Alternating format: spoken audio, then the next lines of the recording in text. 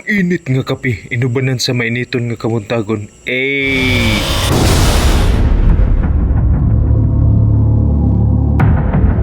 Good morning guys, for today's video. Mama, bangun ta. Sige, mangon sa ta. Itong buhaton ang ato ang daily routine. Ug time check di tadang depita. Wala ko masayop, mag alas 7 na siya sa kabuntagon.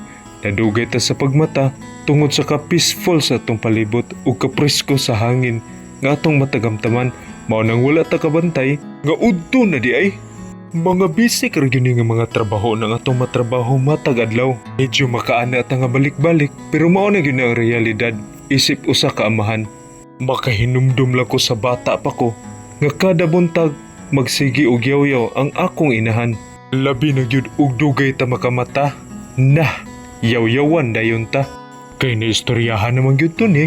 Aw ako na lang pong iapil ang mga trabaho nako sa una sa bata pa ko. Sayo pa gani sa buntag, huwag to dayon sa among hakutanan og tubig. Nga may gilayon sad. Sa una, wala pa man na mauso ang gripo. Di ikalimod. Ang amo ra gyung gisaligan, ang nature spring. Kamahalon pod. Bitaw. Tubod ra gyud among gisaligan nga pure gikan sa tong nature. Pero lain pay ato. Mas nindot yun yung magbutang tang itloganan silam sa kabinet no. Kaysa panahon sa krisis, naagid tay makuot-kuot. Kung bati sa ning manok na mo dre, wag hunong sa pagpangitlog. Pero balik-balikan na to. Aside sa pagkuha og tubig, halos tanan nga mga trabaho akong naibawan tungod sa kasabaan sa akong ginikanan. Pero wa ko magmahay nga nakaginikanan kog sama nila. Nagitren ko nila og tarong labi ni gyud sa mga trabahoon. Kay dili gyud sa tanang panahon nga naa sila magagiya para sa ako. Ang pagyaw-yaw sa akong ginikanan nga ako pang matubag-tubag. Karon rasad nako nasabdan nga usa na sad ko kaamahan. Ug unsa ko ka blessed nga pirmi ko nila kasab-an. Tan-awa, nahimo na nun tang responsableng amahan. So aside sa atong pagluto matag buntag, o dili lang po din nato kalimtan ang atong mga tanom.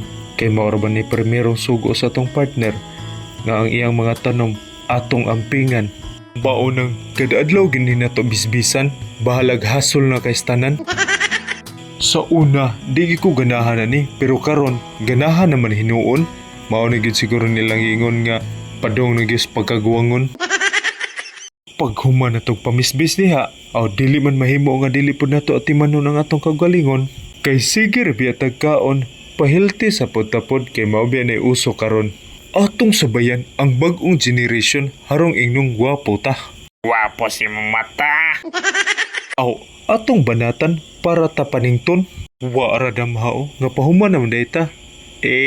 Thank you for watching.